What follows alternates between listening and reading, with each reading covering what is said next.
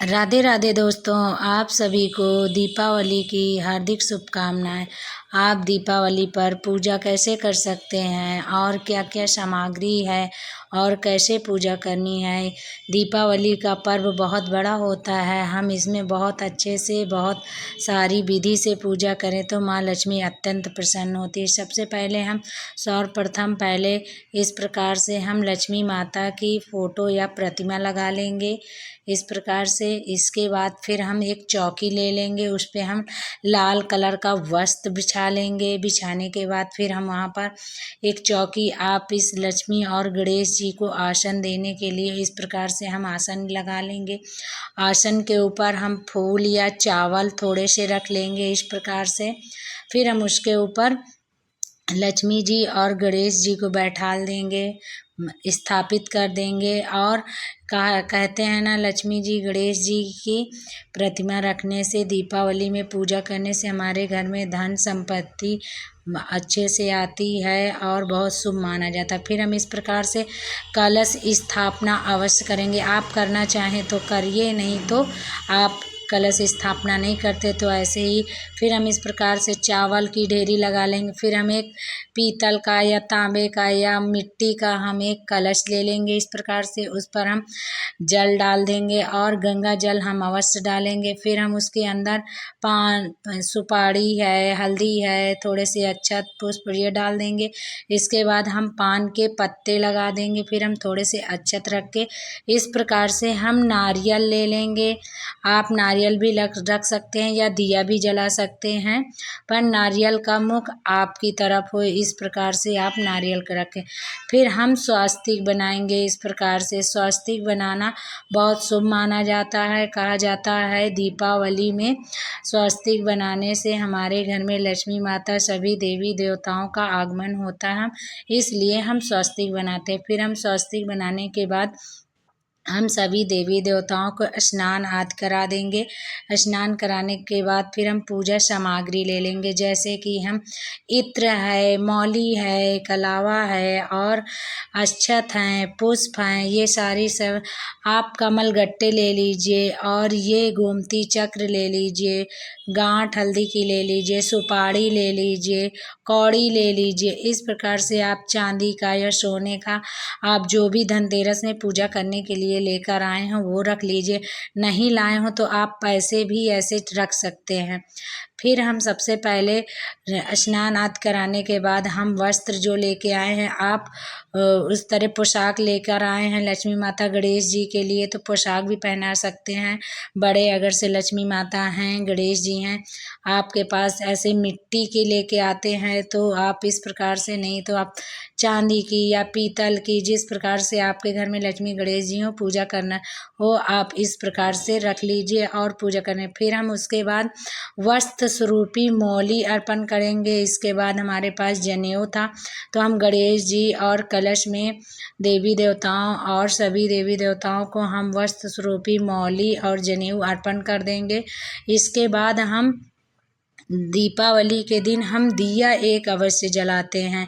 लक्ष्मी माता और गणेश जी के नाम का हम दिया अवश्य जलाते हैं। तो हम इस प्रकार से हम दिया जला देंगे। दिया जलाने के बाद फिर हम जो जो भी कुछ लेके आए हैं धनतेरस से वो हम लक्ष्मी माता को अर्पण करेंगे। गणेश जी को कुछ हम दक्षिणा अवश्य चढ़ाएंगे। इस दिन दक्षिणा चढ़ाना बहुत शुभ माना जाता है। फिर हम इस दक्षिणा को चढ़ाने के बाद जब हम चौकी उठाएंगे तो हम इसे अपने माता जी का, लक्ष्मी माता का आशीर्वाद मानकर हम अपने तिजोरी में रख देंगे। फिर इस प्रकार से आप गोमती चक्र ले लीजिए, कमल गट्टे ले लीजिए, 5 7 जो हो सके, क्योंकि ये हम सब चीज़ लक्ष्मी माता को समर्पण करने के बाद हम ये सब अपने माता जी का आशीर्वाद लेकर ये हम अपनी तिजोरी पे रखते हैं। कहा जाता है लक्ष्मी माता की कृपा से हमारे अन्न धन भरे रहते। फिर हम इस प्रकार से 7 सतमों अन्न ले लेंगे जो हमारे घर में रहता है। कहा जाता है अन्न चढ़ाने से हमारे घर में लक्ष्मी माता हमेशा अन्न के भंडार भरे रहती हैं, इसलिए हम अन्न अवश्य दीपावली पर चढ़ाते हैं। फिर हम इस प्रकार से वो चढ़ा देंगे। श्रृंगार का सामान अवश्य चढ़ाएंगे 5 या 7। फिर हम उसके बाद पुष्प ले लेंगे। जैसे आपके पास गुलाब का हो तो गुलाब का ले लीजिए, नहीं तो आप कोई भी पुष्प आपके पास जो ऋतु पुष्प हो वो आप ले लीजिए। और लक्ष्मी माता को ये कमल का पुष्प अत्यंत प्रिय होता है, तो हम दीपावली के दिन हम लक्ष्मी माता को प्रसन्न करने के लिए कमल का पुष्प अवश्य चढ़ाएंगे। कहा जाता है दीपावली के दिन लक्ष्मी माता कमल का पुष्प चढ़ाने से अत्यंत प्रसन्न होती हैं। फिर हम पुष्प चढ़ाने के बाद फिर हम जो प्रसाद है, जैसे बतासे अत्यंत प्रिय हैं लक्ष्मी माता को, भोग में आप खीर भी बना सकते हैं, आप मार्केट से भी ला सकते हैं। आप जिस प्रकार से आपको सुविधा हो उस प्रकार से आप कुछ प्रसाद इस प्रकार से अर्पण कर दीजिए माता जी को। कहा जाता है सफ़ेद कलर की मिठाई लक्ष्मी माता, गणेश जी को और सरस्वती माता को, कुबेर महाराज को, सबको हम इस प्रकार से प्रसाद भोग अर्पण कर देंगे। फिर हम फल अवश्य लेंगे, क्योंकि फल चढ़ाने से माता रानी और गणेश जी अत्यंत प्रसन्न होते हैं। जो भी हमारे पास ऋतु फल हैं वो हम फल अवश्य चढ़ाएंगे। फिर भोग समर्पण करने के लिए लक्ष्मी माता को पान और लौंग और बतासे का भोग अत्यंत प्रिय होता है, इसलिए हम पान में लौंग और बतासे रखकर हम इस प्रकार से हम भोग समर्पण करेंगे। फिर हम इस प्रकार से कुछ फूल और चावल अपने हाथ पर लेकर हम माँ लक्ष्मी माता की कथा पढ़ेंगे और आरती करेंगे।